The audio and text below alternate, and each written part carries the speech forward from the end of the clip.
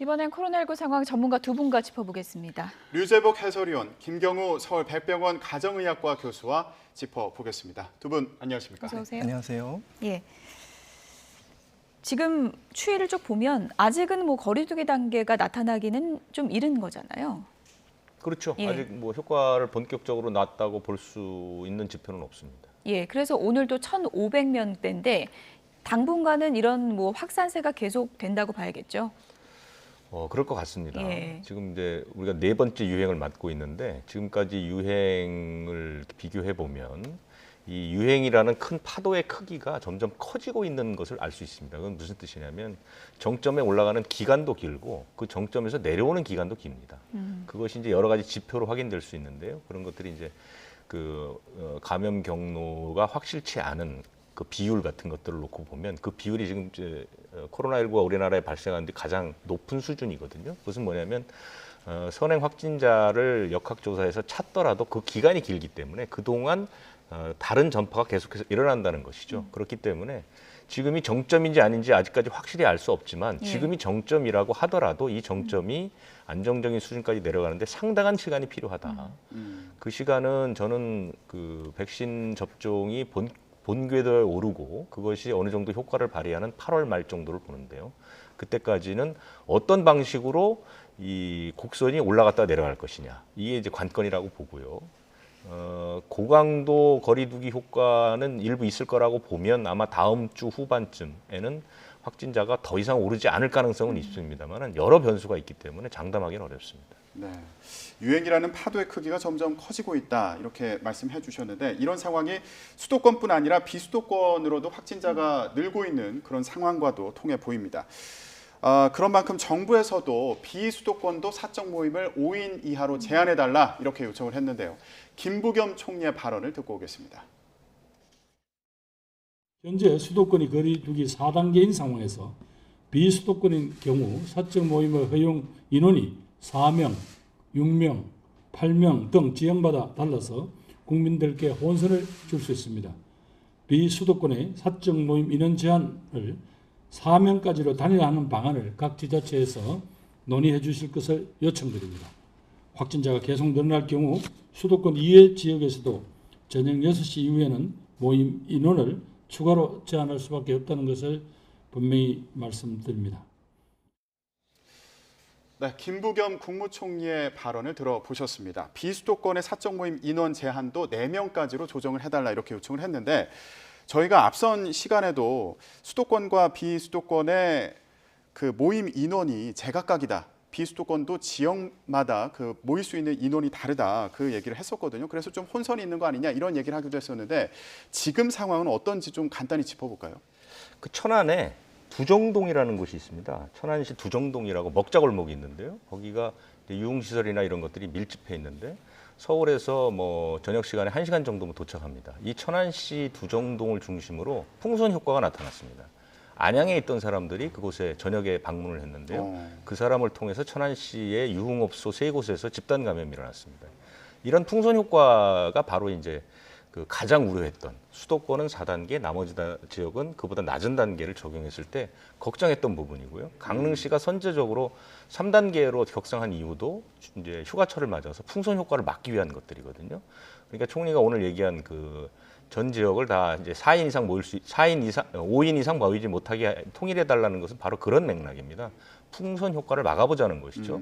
더구나 이제 바로 이제 다음 주쯤부터는 본격적인 휴가철이 시작이 되기 때문에 수도권에 있는 사람들이 비수도권으로 옮겨갈 가능성이 굉장히 높거든요. 그래서 이제 이 4인으로 통일해달라는 건데 사실 과학적으로 보면 이 4인, 2인, 6인, 8인이 과학적 의미는 없습니다. 그 4인일 때 어느 정도의 감염률이 축소된다든가 이런 것은 없지만 그것은 하나의 방역을 강화하겠다는 신호로 작용을 한다는 것이죠. 그렇기 때문에 8명이라고 했을 때 국민들이 받아들이는 방역의 긴장감, 그것이 이제 6명이나 4명으로 내려갔을 때 긴장감의 강도의 효과를 보는 것들이거든요. 그래서 이런 조치는 매우 적절했다고 봅니다. 지금 좀 늦은 감은 있지만 그렇지만 종합적으로 볼 때 7월부터 사실상 도입하기로 했던 새로운 거리두기는 이미 걸레가 됐다는 것이죠. 너덜너덜해진 겁니다. 전혀 의미가 없어진 것이죠. 그러니까 이런 예측 기능의 큰 문제가 있었고 그 후폭풍이 지금 계속 가고 있다 이렇게 볼 수 있겠습니다. 교수님, 비수도권 지역마다 반응이 어떨지는 저희가 좀 봐야 되겠지만 그런데 또 한편에서는 확진자 수 추이 보면 지역별로 너무 편차가 큰데 대응도 좀 달라야 되는 거 아니냐, 통일시키는 거는 좀 맞지 않다라는 시각도 있는 것 같아요. 네, 맞습니다. 그래서 일단 사적 모임 인원 제한 그러면은 이제 그것은 인원을 이제 사적 모임하면 몇 명까지다 뭐 그런 통일은 좀 현장에서 이행하기 좀 쉬울 것 같고요. 말씀하신 것처럼 그 사적 모임 제한을 적용할 것이냐 안 할 것이냐. 말씀하신 것처럼 지역마다 상황이 굉장히 다르기 때문에 네. 아마 진짜 인구 밀도도 적고 고령의 어르신들이 예방 접종도 다 하신 그런 마을에서 뭐 사적 모임을 또 제한하는 것도 좀 적합하지 않을 것 같고요. 그리고 도시 지역 비수도권 어떤 도심 지역에서 이제 4명까지 모였는데 밀폐되고 밀접하고 그런 식당 테이블 좁은 간격에서 밀폐된 곳에 사람들이 마스크를 벗고 커피나 차를 마신다 이래도 또 감염될 수가 있기 때문에 사적 모임 인원 제한을 통일하는 건 좋지만은 좀 추가적인 방역 수칙에 대한 점검 같이 좀 병행해야지 이런 모임 제한이 조금 효과가 있을 것으로 생각이 됩니다. 예. 네. 그런데 지역 같은 경우에도 상황이 더 안 좋으면은 6시 이후에 그 모일 수 있는 인원도 제한하겠다 이렇게 얘기를 하지 않았습니까? 수도권 같은 경우에는 지금 6시 이후에 2명까지만 모일 수 있는 상황인데 이렇게 제한하는 그 방식의 효과는 좀 어떻게 전망을 하세요?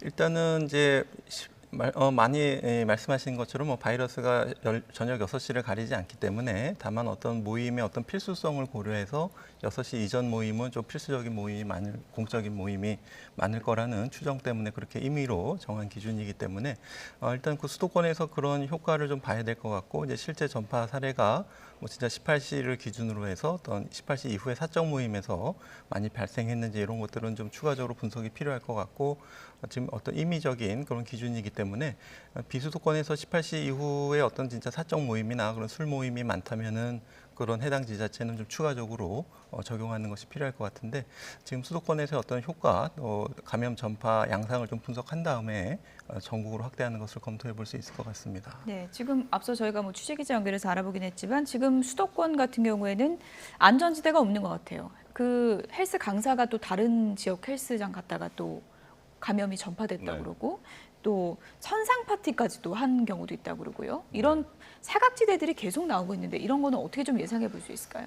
99대 1의 싸움이라고 봅니다. 전 국민의 99%는 불편하고 힘들더라도 방역 수칙을 제대로 잘 지키고 있거든요. 이미 이제 습관이 돼서 마스크 쓰는 게 그렇게 크게 처음처럼 불편하게 느끼시지 않는다는 분도 많거든요. 그런데 문제는 바로 1%죠. 예. 1%가 그것을 참지 못하고 자꾸 사각지대를 찾게 되고 그 유혹을 이기지 못하는 부분들이거든요. 그렇기 때문에 이 1% 안에서 방역을 지킬 수 있는 사람들을 얼마나 더 늘리느냐의 문제가 규모의 크기로 가는 그런 것이고 조금 전에 이제 앵커께서 말씀하신 것처럼 뭐 전국적인 상황이긴 하지만 특히 수도권은 감염 경로를 알 수 없는 비율이 35%입니다. 그것은 뭐냐면 3명 중에 1명은 감염이 어떻게 됐는지 모르는 상태에서 진행되고 있고 전파가 된다는 얘기거든요.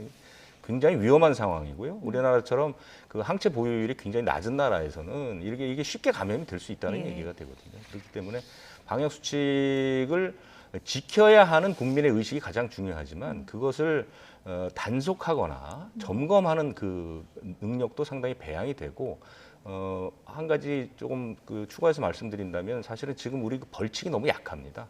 벌칙을 훨씬 더 강화할 필요가 있다 이렇게 보입니다.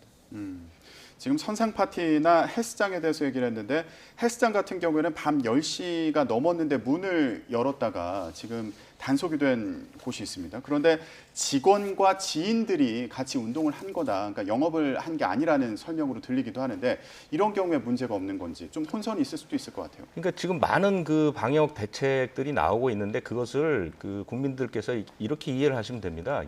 코로나19라는 게 접촉에 의해서 감염이 전파되기 때문에 접촉을 막자는 의미의 조치거든요. 모든 것이. 그러니까 그것이 무슨 규칙이나 뭐 단속 대상이나 이것이 중요한 게 아니라 10시 이후에 많은 사람들이 모이게 되면 그만큼 감염의 가능성이 커진다는 얘기죠. 그게 친척이 됐든 지인이 됐든. 그러니까 기본적으로는 정해진 수칙을 지키는 것이 중요하고요. 그런데 이제 필수적인 게 있지 않습니까? 뭐 같이 사는 가족이라든가 뭐 아이를 돌보는 이런 예외적인 경우만 그 적용에서 이제 벗어날 수 있다 이렇게 생각을 하셔야지 어떻게 하면 그 규칙을 어기지 않는 어기지 않는 상황에서 무언가를 모면해 볼까라고 접근하는 것은 굉장히 위험하다. 그렇게 생각이 듭니다. 관련해서 하나 더 여쭤보면 PC방 같은 경우에 안에서 방역 수칙을 지키지 않는 손님들도 있는데 네. 그런 경우에 제재해도 말을 안 듣는 경우도 있다. 그리고 그렇습니다. 만약에 적발이 되면 손님보다 업주가 벌금이 더 무서운 상황이어서 이거 어떻게 하냐. 그래서 문을 아예 닫는 경우도 있다고 하더라고요.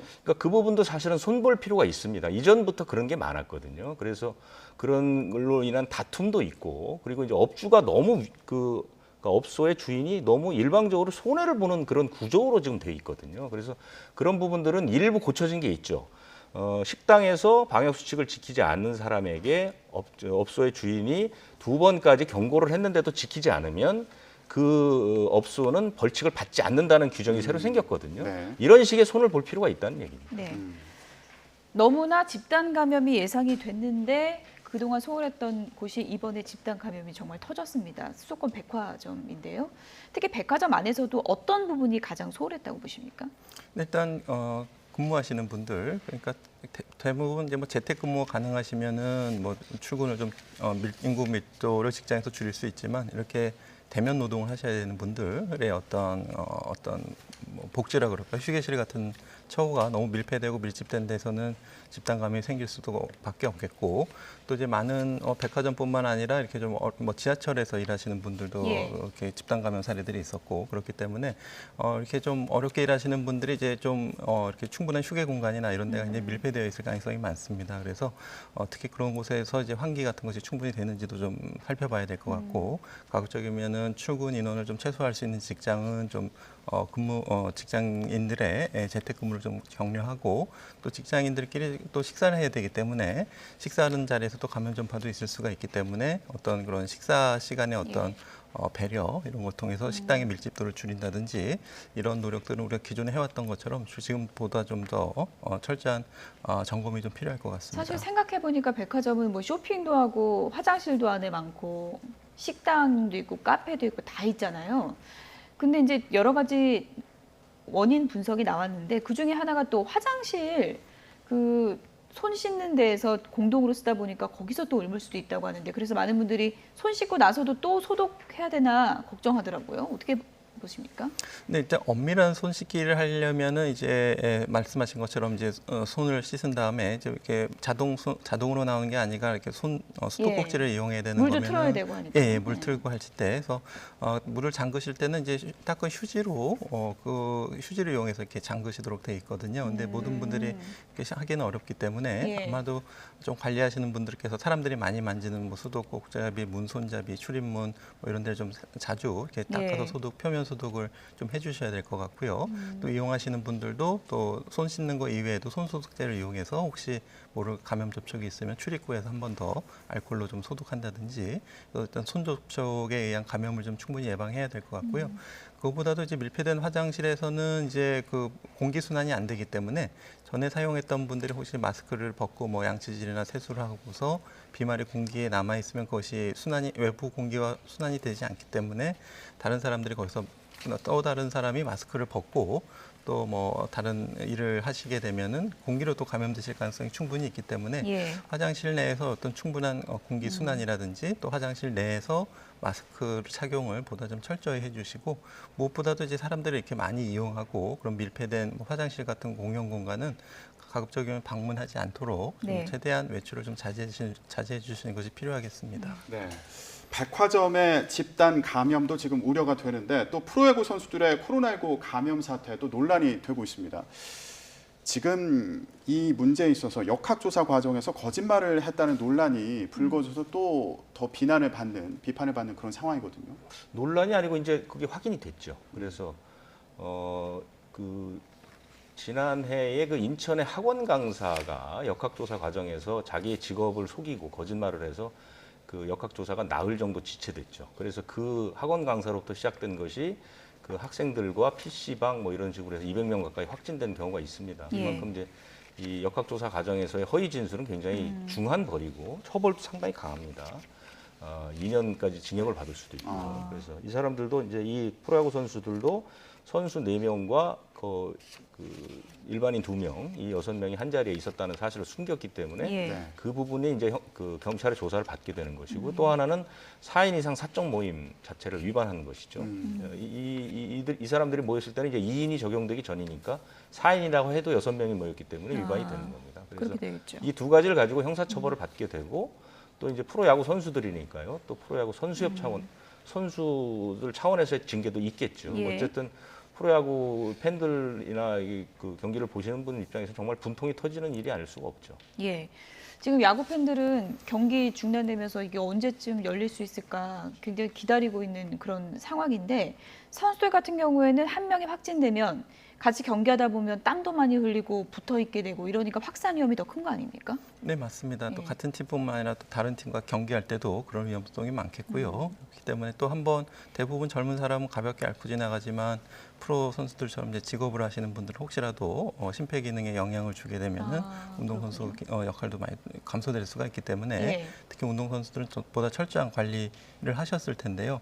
이렇게 좀 다른 동료 선수들이 혹시라도 지금과 같은 상황 때문에 좀 피해를 본다면 굉장히 좀 엄중한 상황으로 봐야 될 것 같고 특히 예. 이제 누구나 이제 걸릴 수 있고 또 사소한 방역수칙 위반을 할 수는 있겠지만 그것이 사소하진 않고 중대한 문제로 이어질 수가 있고 또 무엇보다도 갑자기 역학조사를 했을 때 당황해서 좀 거짓 동선을 말하는 사례들이 계속 있었거든요. 그렇기 예. 때문에 지금은 무엇보다도 조금 당황하시더라도 좀 솔직히 있는 그대로 그리고 개인의 어떤 그런 신분 보장은 충분히 되기 때문에 혹시라도 역학조사에 그런 조사가 있으실 때는 적극적으로 솔직하게 참여해 주시는 것이 필요하겠습니다. 예. 네, 알겠습니다. 자, 이런 가운데 저희가 앞서서 소식도 전해드렸는데 아프리카 아덴만에 파견된 청해부대 집단 감염 우려가 점점 더 커지고 있는 그런 상황입니다. 6명이 확진이 됐고 80명 넘게 의심 증상이 나타난 상황인데 이게 함정이 밀폐돼 있다 보니까 그리고 또 백신 접종을 안 했다고 하더라고요. 이런 것들이 큰 원인이라고 볼 수 있을까요? 백신 접종은 이제 이 배가 2월 8일에 갔으니까요. 백신 접종 시작 전입니다. 그래서 백신을 맞을 수가 없었고요. 그러니까 지금 해외에 파견된 장병 가운데 한 3% 정도가 백신을 맞았거든요. 이 문무대왕함 승조원 외에는 전부 백신을 맞고 나갔습니다. 예. 이 사람들은 일찍 나갔기 때문에 못하는 것이고요. 그 전에 나갔다는 그렇죠. 말씀이시죠? 2월 8일에 나갔기 때문에 우리가 백신 시작된 게 2월 26일 아닙니까? 그리고 또 하나는 백신은 그 국가별 이송이 불가능합니다. 그건 법적으로 돼 있지 않습니다. 그래서 우리가 백신을 싣고 나갈 수가 없습니다. 그렇기 때문에 이 사람들은 백신을 맞을 수가 없었던 것이고요. 그 다음에 이제 그 군함이나 이 함정의 특징을 보면 환기가 단일 환기 체제로 되어 있습니다. 그러니까 모든 방에 한 방향으로 바람들이 움직인다는 것이죠. 왜냐하면 배라는 것이 이제 침몰을 막기 위해서 전부 격벽 시설이 돼 있고 방 하나가 다 독립적으로 이제 설계를 해놨지만 환기 자체는 전체적으로 한꺼번에 통하게 돼 있기 때문에 예. 집단 감염이 일어날 가능성이 굉장히 높고요. 그 결과가 오늘 밤이나 내일 아침에는 300명 전원에 대한 결과가 나옵니다. 그런데 지금 상황으로 봐서는 최초 감기 환자가 나온 게 지금으로부터 거의 2주 전이고 그리고 이제 이 사람들이 검사를 받는 것은 10일이 지나서 13일이 돼서 이제 검사를 받았기 때문에 아마 확진자가 굉장히 많을 것 같고요. 그래서 지금 그 수송기를 2대를 보낼 건데요. 300명이 탈 수 있는 수송기 급유기를 2개를 보낼 텐데 그러니까 한 비행기에 150명 정도 탈 수 있죠. 왜냐하면 이제 50명 정도, 150 반 정도를 태워야 되니까요. 그렇게 되면 아마 확진 환자는 우선 다 데려올 생각인데 확진 환자가 규모가 커질 수가 있습니다. 그래서 다 들어올 수도 있다 이렇게 볼 수 있는 거고요. 가장 큰 문제는 뭐냐면 처음에 이제 감기 환자가 한 명 나왔을 때 검사를 아예 하지 않고 감기약만 처방을 했는데 그리고 시간이 지나서 지금 그래픽을 보시면 알겠지만 10일에 40여 명이 감기 증상을 보였습니다. 예. 그때 이 자가검사 키트라는 것을 썼는데요. 이 자가검사 키트에 전원 음성이 나왔기 때문에 그냥 아무 일도 없는 것으로 치부를 해버린 것이죠. 그리고 시간이 사흘이 지난 다음에 샘플을 보내보니까 확진자가 나온 거거든요. 그런데 샘플 6명 보냈는데 확진이 다 나왔어요. 그래서 이 자가검사 키트가 뭐냐 해서 제가 오늘 아침에 상당히 취재를 했었는데 지금 질병청이나 의무사는 이 배에 실린 자가검사 키트가 뭔지를 모릅니다. 예. 들어와 봐야 안다는 얘기죠. 그러니까 국가를 위해서 외국에 파병 나가는 그 군부대 그 장병들을 실은 배에 어떤 의료 장비가 있는지를 군 의무사령부가 모른다는 얘기죠. 이건 있을 수가 없는 일이고요. 그래서 제가 좀 깊숙하게 취재를 해보니까 의무사에서 자가검사 키트라는 것을 군병원이나 사단급에 배포한 적이 있습니다. 그것은 SD 항원 검사 키트라는 것인데요. 이 SD 항원 검사 키트는 정확도가 협회에서 했을 때는 41%, 서울대에서 했을 때는 17%입니다. 그러니까 정확도가 현저하게 절반이 안 떨어지는 되네요. 것이죠. 예. 이 위양성률이라는 게 굉장히 위험하다고 얘기하지 않았습니까? 그런데 지금 이 자가검사 키트 관리가 전혀 안 되는 상태에서 어떤 검사 키트가 실린지도 모르는데 그 검사 키트로 검사를 했더니 음성이 나왔다고 아무 일이 없다고 증상자가 있는데도 그런 일이 벌어졌기 때문에 지금 이 집단 감염의 책임은 전적으로 군 당국이나 의료 당국에 있다 이렇게 보는 것이고요. 이 부분은 지금이라도 빨리 어떤 검사 키트를 활용했는지를 군부대가 빨리 파악을 해야 됩니다. 제가 여러 곳에 물어봤는데 그 문무대항함이 들어와 봐야 알 수 있다 이렇게 이제 황당한 답변을 들었거든요. 이 부분은 책임을 정확히 물어야 된다고 봅니다. 예. 검사 키트가 뭐 정확성이 좀 떨어진다는 지적이 계속 있는데 또 장점 따져보면 또 신속성이라는 장점도 있는 거고요. 많은 사람이 이제 동시에 또 검사할 수 있다는 장점도 있는 건데 지금 이 경우에는 어떻게 보면 화를 키웠다고 볼 수 있는 건가요? 네, 그렇습니다. 지금 식약처에서 이제 허가를 할 때는 사실 좀 굉장히 깐깐하게 해야 됩니다. 이 검사 키트의 민감도 특이성이 어느 정도고 한계에 대해서는 분명히 이제 보조적인 수단으로 이용하면서 이제 증상이 있는 분들은 위음성 가능성 때문에 네. 위음성을 놓쳤을 때 손실이 굉장히 크기 때문에 적극적으로 확진 검사를 받도록 이렇게 안내가 되어 있기 때문에 일단 조건부 허가라는 것도 굉장히 제한적으로 사용될 것 같습니다. 이제 근거가 충분하지 않은데 조건부 허가라는 명목 하에서 승인을 너무 쉽게 해주면은 이러한 사태가 생길 수가 있기 때문에 조건부 허가면은 일단 허가를 해준 다음에 추가적인 보완 자료를 다시 검토하는 과정이 있어야 되는데 어떤 조건부 허가 후에 그런 과정이 있었는지 한번 좀 살펴봐야 될 것 같고요. 그렇기 때문에 혹시 뭐 감염 초기에는 반응이 잘 안 되나요? 키트가 어떻습니까? 아닙니다. 전반적으로? 오히려 감염 초기에 바이러스 양이 많기 때문에 증상이 있는 분들은 초기에 할수록 더 위음성률이 좀 줄어드는 것으로 알려져 있는데 감염 초기나 감염 초기 직전에 무증상기에 해야지 조금 더 효과가 있을 수가 있겠고요. 그래서 이제 민감도 특이도가 어느 정도 다시 한번 좀 그동안 자료를 분석해서 허가를 취소하든지 하는 식약처의 좀 조치가 필요할 것 같고요. 말씀하신 것처럼 이 유증상자분들 같은 경우에 지금 배 상황이 어땠는지 모르겠지만 PCR 검사를 어떻게 하기 어려운 상황인지 모르겠지만 검체라도 좀 보내서 좀 적극적으로 검사하는 노력들이 조금 아쉬운 부분이 될 것 같습니다. 지금 저희 그래픽 보면은 제조사 쪽에서는 이제 정확도가 91%라고 했는데 실제 이제 서울대병원 측에서 실제로 해보니까 17.5%. 그러니까 뭐 절반도 안 되고 턱없이 낮았다는 얘기거든요. 저런 격차는 왜 나오는 걸까요? 그러니까 지금 저 제조사에서 실험한 어떤 연구 환경하고 이제 서울대병원에서 했던 실험 연구 환경이 다를 수가 있겠는데요. 이렇게 두 연구 간에 엇갈리는 연구가 있을 때는 독립적인 뭐 식약처에서 직접 하거나 위탁을 해서 보다 좀 철저한 검증이 추가적으로 좀 필요할 것 같습니다. 네. 여기까지 듣도록 하겠습니다. 지금까지 유재복 해설위원 그리고 김경우 서울백병원 가정의학과 교수 두 분이었습니다. 고맙습니다. 네, 감사합니다.